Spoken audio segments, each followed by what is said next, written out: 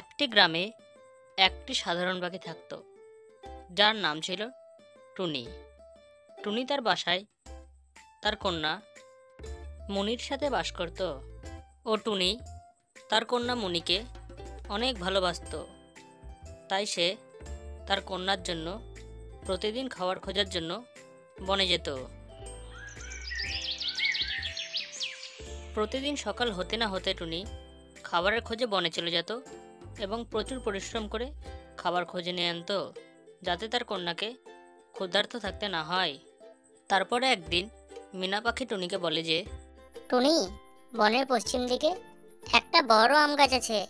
যে আম গাছে অনেক ভালো ভালো আম হয় এবং আমগুলো অনেক মিষ্টি হয়। তুমি আম পেড়ে আনতে পারো। তারপরে টুনি একটু চিন্তা ভাবনা করে সেখান থেকে উড়ে যায় সেই বড় আম গাছের দিকে আম আনার জন্য। তারপরে টুনি সেই বড় আম গাছের কাছে এসে দেখে যে সেই গাছে অনেক রসালো রসালো আম। তাই টুনি সেই গাছে বসে কিছুটা আম নিজে খেয়ে নেয় এবং একটা আম তার কন্যার জন্য তার বাড়িতে নিয়ে যায়।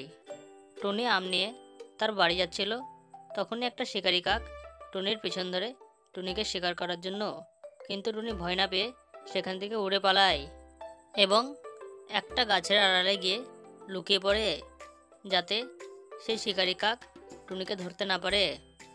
তারপরে কিছুটা সময় পার হতে টুনি সে আমটা নিয়ে তার বাড়ির উদ্দেশ্যে রওনা হয় এবং টুনি অনেক চিন্তা করতে থাকে যে তার কন্যা ঠিক আছে কি না।